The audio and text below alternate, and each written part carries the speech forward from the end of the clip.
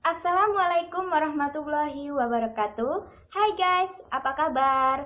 Semoga aku, kamu, dan kita semua selalu diberikan kesehatan jasmani dan rohani. Amin. Di sini ada saya Puji Lestari, NPM 1911060398 dari kelas Biologi 3D. Dan tentunya di sini saya tidak sendirian dong. Ada rekan saya. Hai teman-teman, perkenalkan nama saya Eka Septiawati, NPM 1911060291. Saya dari kelas Biologi 3D dan rekan saya. Perkenalkan, nama saya Dwi Rahma Prita, NPM 1911060286 dari kelas Biologi 3D. Nah, di sini kami akan memperkenalkan kepada kalian semua apa itu fotosintesis dan kenapa setiap tumbuhan itu melakukan proses fotosintesis dan bagaimana caranya. Nah, penasaran kan? Yuk langsung saja kita simak video kami. Dan kepada saudari Dwi sebagai pemateri 1, saya persilakan. Baik, di sini saya akan menjelaskan tentang fotosintesis dan tempat prosesnya fotosintesis. Apa sih itu fotosintesis? Fotosintesis yaitu peristiwa pembentukan makanan dengan bantuan sinar matahari. Proses ini membutuhkan bahan makanan berupa air, karbon dioksida, oksigen, dan berbagai zat mineral. Hasil dari fotosintesis akan diedarkan ke seluruh bagian tumbuhan melalui pembuluh lapis. Zat-zat mineral yang dibutuhkan oleh tumbuhan dalam fotosintesis ini ada 14 unsur, yaitu nitrogen, fosfor, belerang, potasium, kalsium, sedikit unsur besi, magnesium, tembaga, boron, kelor, seng, kobalt, mangan, dan molibdenum. Jika salah satu dari unsur tersebut tidak terpenuhi, tumbuhan tidak dapat tumbuh secara normal. Dari peristiwa fotosintesis dihasilkan makanan berupa karbohidrat sebagai hasil utama dan oksigen sebagai hasil sampingan. Suatu ciri hidup yang hanya dimiliki oleh tumbuhan hijau adalah kemampuan dalam menggunakan zat karbon dari udara untuk diubah menjadi bahan organik serta diasimilasi dalam tubuh tumbuhan. Oleh karena proses pengubahan itu memerlukan energi cahaya, maka asimilasi zat karbon disebut fotosintesis. Atau secara lengkap pengertian fotosintesis atau asimilasi karbon ialah proses pengubahan zat-zat anorganik H2O dan CO2 oleh klorofil menjadi zat organik karbohidrat dengan bantuan cahaya. Nah, selanjutnya, di mana sih tempat terjadinya proses fotosintesis? Yuk kita cari tahu. Tumbuhan menangkap cahaya menggunakan pigmen yang disebut klorofil. Pigmen inilah yang memberi warna hijau pada tumbuhan. Klorofil terdapat dalam organel yang disebut kloroplas. Klorofil menyerap cahaya yang akan digunakan dalam fotosintesis. Meskipun seluruh bagian tubuh tumbuhan yang berwarna hijau mengandung kloroplas, namun sebagian besar energi dihasilkan di daun. Di dalam daun terdapat lapisan sel yang disebut mesofil yang mengandung 0,5 juta kloroplas setiap milimeter perseginya.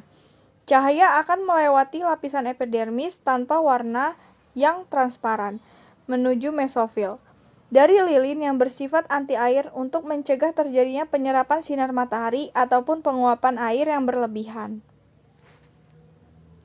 Nah, jadi begitu teman-teman. Sekarang kita jadi paham kan apa itu fotosintesis dan di mana tempat terjadinya fotosintesis.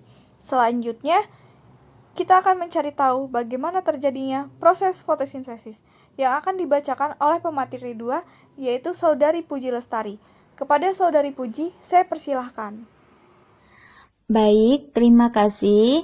Di sini saya akan melanjutkan materi dari Saudari Dwi. Bagaimana terjadinya proses fotosintesis? Nah, proses fotosintesis yang terjadi di kloroplas melalui 2 tahap reaksi, yaitu reaksi terang dan reaksi gelap. Nah, yang pertama yang akan kita bahas adalah reaksi terang. Reaksi terang terjadi bila terdapat sinar, misalnya sinar matahari. Selama tahap ini, klorofil di dalam membran gana menyerap sinar merah dan nila yang bergelombang panjang pada spektrum sinar. Energi yang ditangkap oleh klorofil digunakan untuk memecah molekul air. Pemecahan ini disebut fotolisis. Fotolisis mengakibatkan molekul air pecah menjadi hidrogen dan oksigen. Reaksi fotolisis dapat ditulis dengan persamaan 2H2O, 2H2 plus O2. H2 yang terlepas ditampung oleh koenzim NADP. Dalam hal ini, NADP bertindak sebagai akseptor H2. Bentuknya berubah menjadi NADPH2 dan O2, tetap dalam keadaan bebas. NADP merupakan koenzim yang penting peranannya dalam kegiatan oksidasi, reduksi, dan banyak terdapat dalam sel hidup. Selama proses tersebut dihasilkan ATP. Baiklah, saya akan melanjutkan materi dari Puji Lestari, yaitu yang kedua, ada reaksi gelap. Blackman 1905, ada seorang ahli membuktikan bahwa reduksi dari CO2 ke CHO berlangsung tanpa sinar, sehingga reaksi gelap disebut pula sebagai reaksi Blackman atau reaksi CO. Bila reaksi terang, Hill, dan reaksi gelap, Blackman digabung, maka reaksinya sebagai berikut. Hill 2H2O, 2NADP, H2 plus O2. Blackman CO2 plus 2NADP, H2 plus O2, 2NADP plus H2 plus CO plus O plus H2 plus O2, penggabungan 2H2O plus CO, CH2O plus H2O plus O2. Bila baris terakhir ini dikalikan 6, maka kita akan memperoleh hasil yaitu 12H2O plus 6 CO2 CH2O6 plus 6H2 plus 6O2. Nah, materi yang terakhir yang akan kita bahas yaitu faktor-faktor apa saja sih yang dapat mempengaruhi proses fotosintesis. Nah, faktor-faktor yang dapat mempengaruhi proses fotosintesis itu ada dua, yaitu faktor internal dan faktor eksternal. Kalau faktor internalnya itu sendiri seperti terganggunya beberapa fungsi organ tumbuhan yang penting bagi proses fotosintesis. Nah, sedangkan faktor eksternalnya ini seperti yang pertama, intensitas cahaya.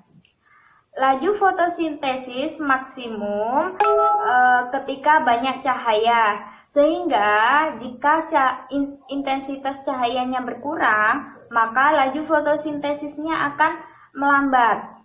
Yang kedua, konsentrasi karbon dioksida. Semakin banyak karbon dioksida di udara, maka semakin banyak jumlah bahan yang digunakan tumbuhan untuk melangsungkan fotosintesis. Yang ketiga, suhu. Enzim-enzim yang bekerja dalam proses fotosintesis hanya dapat bekerja pada suhu optimalnya. Umumnya, laju fotosintesis meningkat seiring dengan meningkatnya suhu hingga batas toleransi enzim. Baiklah, yang keempat yaitu kadar air. Kekurangan air atau kekeringan menyebabkan stomata menutup. Hal ini akan menghambat penyerapan karbon dioksida sehingga itu akan mengurangi laju fotosintesis tumbuhan. Yang kelima, kadar fotosintak atau hasil fotosintesis. Jika kadar fotosintesis seperti karbohidrat berkurang, lalu fotosintesisnya akan naik. Bila kadar fotosintaknya bertambah atau bahkan sampai jenuh, maka laju fotosintesisnya akan berkurang. Yang keenam, yaitu tahap pertumbuhan. Penelitian menunjukkan bahwa laju fotosintesis jauh lebih tinggi pada tumbuhan yang sedang berkecambah daripada tumbuhan dewasa. Hal ini karena tumbuhan berkecambah memerlukan lebih banyak energi dan makanan untuk mereka tumbuh. Cukup sekian dulu ya guys penjelasan dari kami. Semoga mudah dipahami untuk kalian dan semoga bermanfaat. Semangat belajar! Kami akhiri. Wassalamualaikum warahmatullahi wabarakatuh.